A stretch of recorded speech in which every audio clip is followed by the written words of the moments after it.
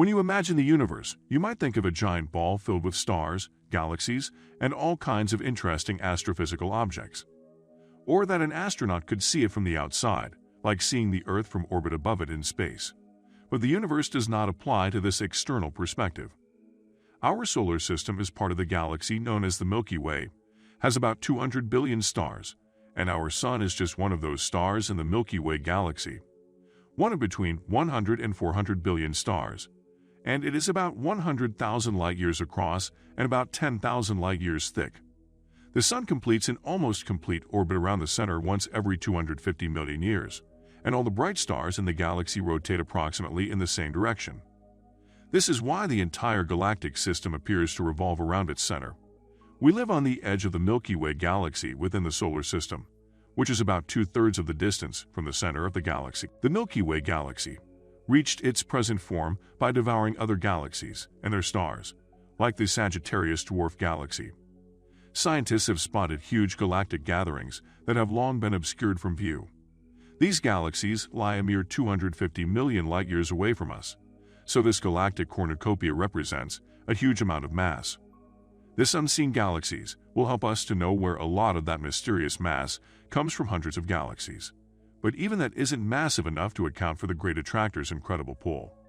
The Great Attractor is a gravitational anomaly in intergalactic space, the space between galaxies within the field of the Centaurus supercluster, that has revealed a local mass concentration equivalent to tens of thousands of times that of the Milky Way, observable from its effect on the motion of galaxies and their associated clusters across a region of hundreds of millions of light-years. All of these galaxies are redshifted in line with Hubble law, indicating that they are receding relative to us and each other shrinking.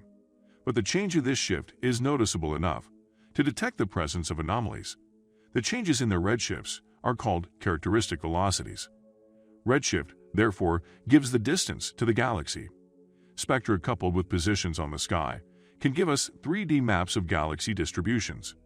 In 70s, the Great Attractor was discovered when astronomers made detailed maps of the cosmic microwave background, fills the entire universe, and is leftover radiation from the Big Bang, when the universe was born nearly 13.9 billion years ago. The cosmic microwave background radiation is considered very cold as its temperature reaches 2.7 degrees above absolute zero, and therefore this radiation occupies mainly the microwave part of the electromagnetic spectrum and is not visible to the naked eye. There simply isn't a large enough void of galaxies to explain the cold spot. There was nothing too special about the galaxy distribution in front of the cold spot compared to elsewhere. Scientists studied the properties of a supervoid, including its alignment with the cold spot and its apparent depth. A number of techniques led to similar results, which makes the team confirm that this supports the possibility that the void is linked to the cold spot. If the cold spot originated from the Big Bang itself, it could be a rare sign of exotic physics that the standard cosmology does not explain. The Boötes void, as known the Great Nothing, is 1.8 billion light-years across, is the largest known structure ever discovered in the universe. It sits in a region of space which is much colder than other parts of the universe, and although it is not a vacuum, the very existence of the Boötes void is a mystery that challenges our standard story about the universe's past. The pattern of galaxies and voids is thought to arise from tiny quantum fluctuations in the fabric of spacetime around the beginning of time that expanded to galactic dimensions as the universe expanded. According to NASA, the speed of the universe expansion is 73 kilometers per second per megaparsec, which means that galaxies are moving away from each other at a faster rate than scientists previously found, 3.3 million light-years, and Hubble Space Telescope discovered that some galaxies move at speeds exceeding 90% of the speed of the light. A megaparsec is a measurement of distance equal to 1 million parsecs or 3.26 million light-years. Throughout the universe, galaxies tend to cluster together in huge structures that astronomers call giant clusters. Earth galaxy lies near the edge of the giant Laniakea cluster, which is 500 million light-years across and includes nearly 100,000 galaxies. Hawaiian Brent Tully says, "Seeing a map gives you a sense of place for me. Having that sense of place and seeing the relationship between things is very important in terms of understanding them."